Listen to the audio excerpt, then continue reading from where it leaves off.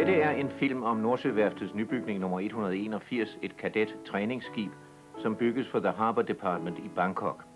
Skibet, der er 61 meter overalt, er bygget i perioden fra efteråret 1985 til foråret 1986 i Ringkøbing i Vestjylland. Der har Nordsøværftet bygget skibe siden 1959. Nybygning nummer 181 blev navngivet Visut Sakorn ved en ceremoni, der fandt sted, da skibet kom hjem til Bangkok i Thailand.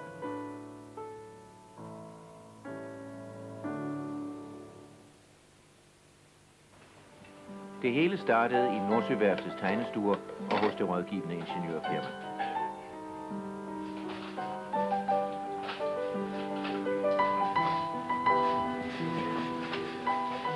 Når skibet er tegnet, skal det prøves i modeltank i Hamburg, hvor en skalamodel af skibet prøves under forskellige forhold og med forskellig fart.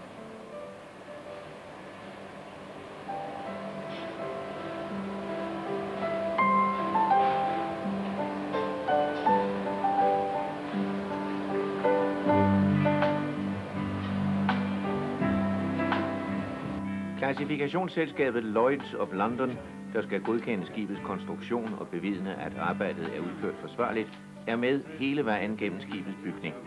Her diskuterer Lloyd's inspektør konstruktionsdetaljer med værftets ingeniør.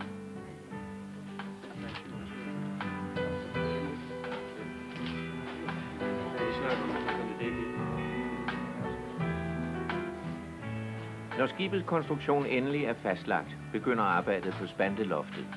Her omsættes enkeltdele på tegningerne til skabeloner i fuld størrelse.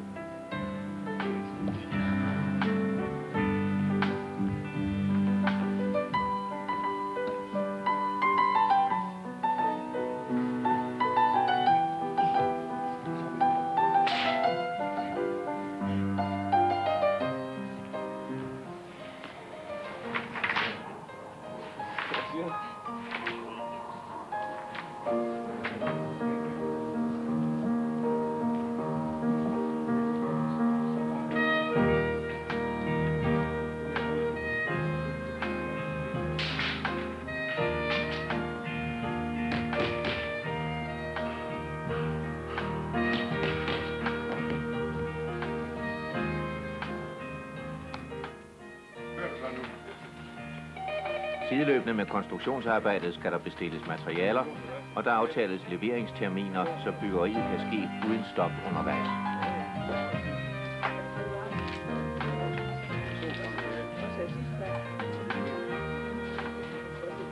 De første leverancer er stålplader. De bliver sejlet til Kolding Havn og transporteres videre til Ringkøbing.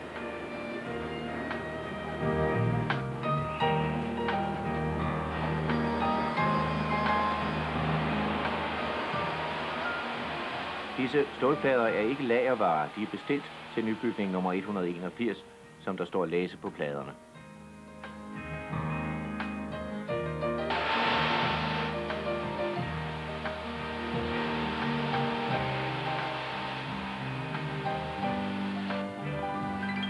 Når stålet er kommet til værftet, begynder de første arbejder på nybygning nummer 181. I skærehallen skæres pladeemnerne ud af pladerne ved hjælp fra en automatisk dobbelt skærebrænder. Den arbejder ud fra en fuldstørrelse tegning, som den selv aflæser.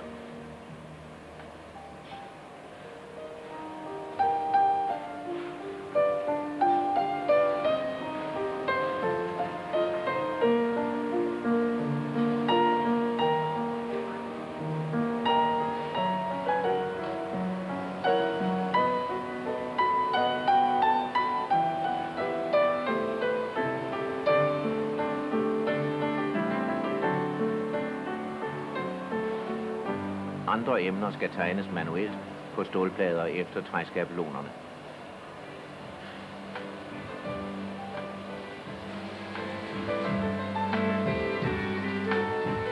Efterhånden som arbejdet skrider frem, begynder svejserne at samle komponenterne, og de mange enkeltstykker tager form. Her ses et stykke af skibets dobbeltbund.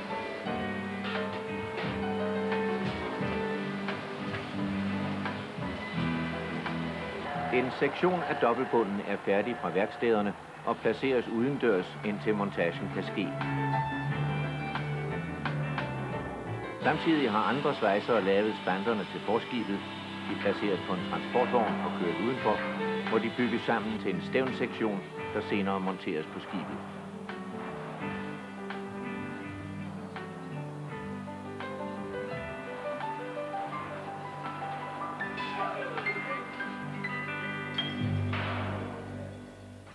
Det er oktober 1985. Nybygning nummer 181 begynder nu endelig at tage form. Den første kølplade skal sættes på bedingen.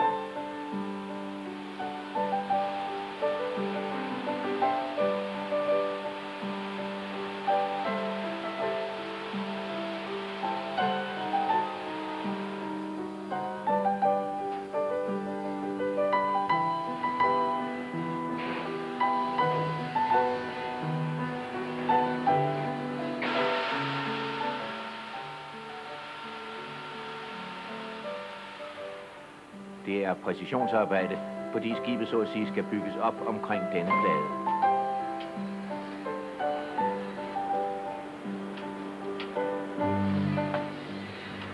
Imens bliver der lagt klodser på bedingen, så skibet bliver plant i bunden, på trods af hældningen mod havnen.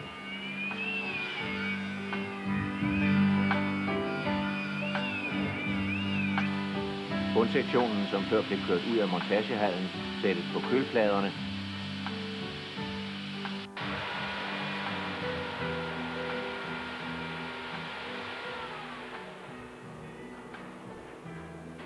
Også det er præcisionsarbejde, som overvåges af løjtsinspektør.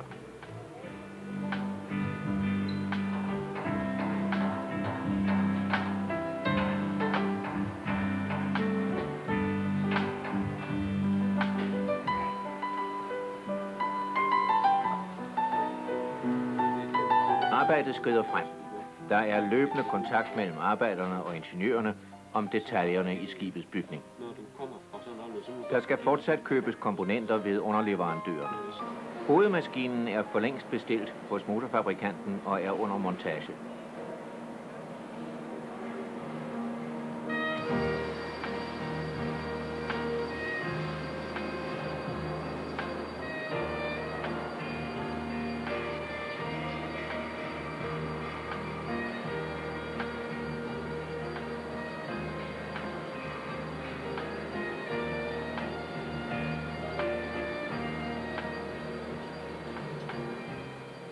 Motorfabrikken leverer også skrueaksel, reduktionsgear og propellen, inklusive reservebladet.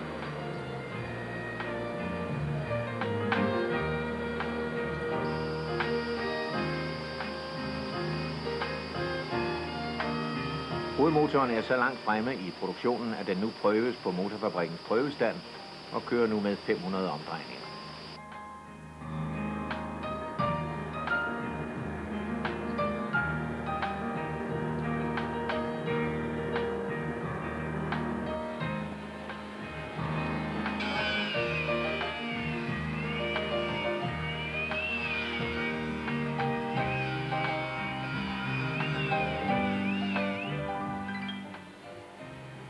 På værftets byggebeding har man nu rejst 4 skotter, som bærer mellemdækket.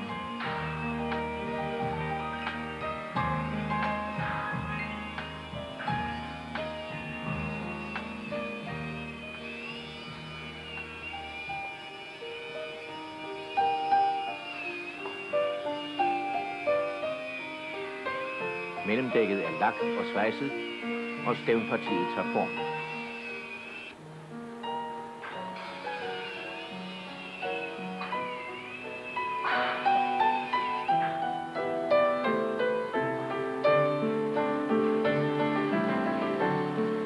Nybygning nummer 181 begynder at ligne et skib. De første sideplader er monteret. Et stykke af sideklædningen løftes på plads.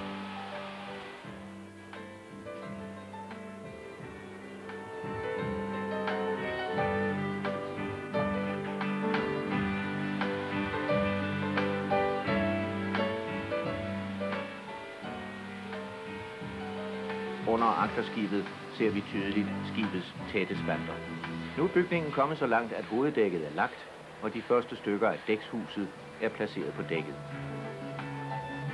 Efterhånden som bygningen af skibet sker, bliver bunden behandlet med primer.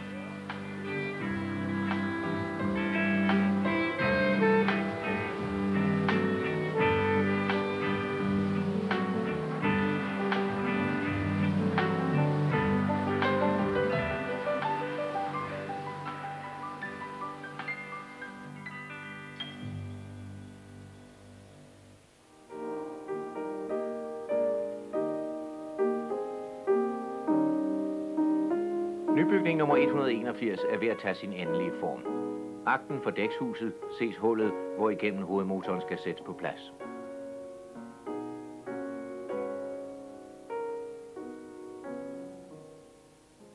Dækshuset er ved at nå den endelige form. Styrhuset er monteret, og lastlugen på fordækket er sat på plads.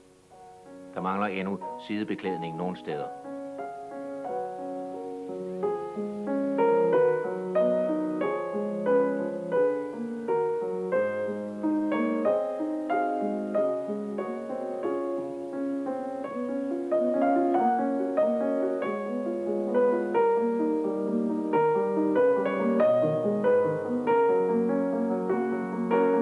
Selve skrovkonstruktionen er færdig, begynder monteringen af de mere vitale dele.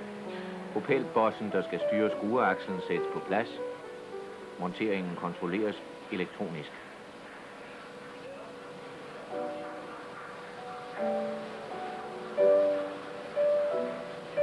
Så kommer propellen med skrueaksel.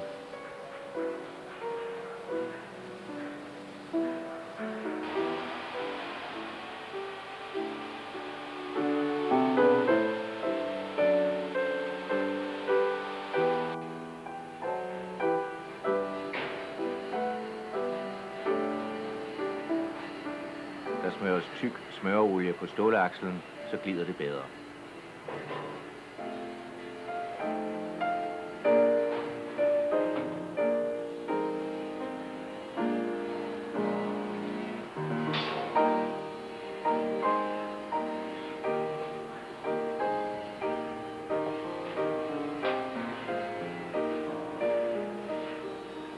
Skruen er på plads. Når propellen er på plads, kommer turen til næste vitale del, rorstammen. Den monteres nedefra og boltes fast på skroget. Ved siden af skibet på beddingen ses skibets skorsten. Den monteres senere.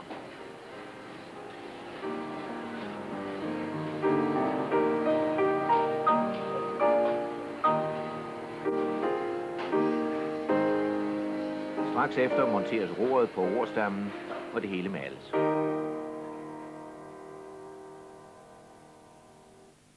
Den store dag er nået. Nybygning nummer 181 skal søsættes.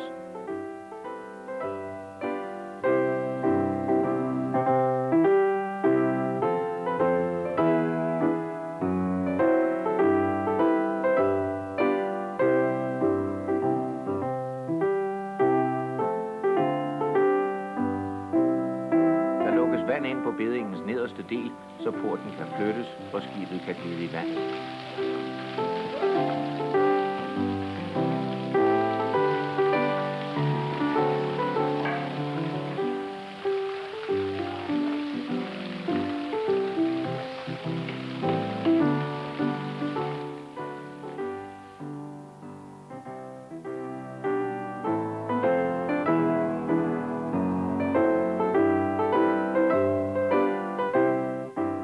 Straks efter søsætningen skal maskineriet monteres ombord, til lige metaller og andre komponenter, der alle står klar på kajen.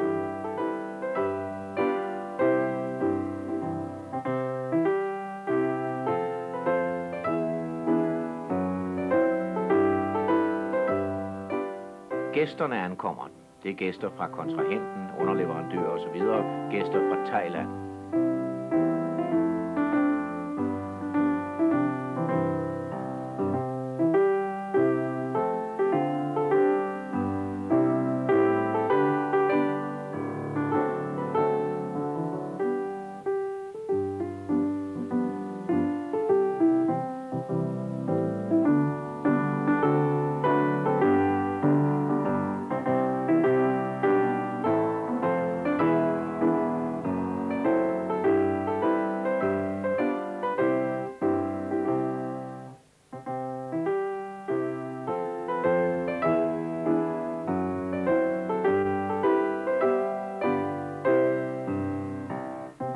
Værftets direktør forklarer detaljer for de thailandske gæster, imens gøres der klar til søsætning.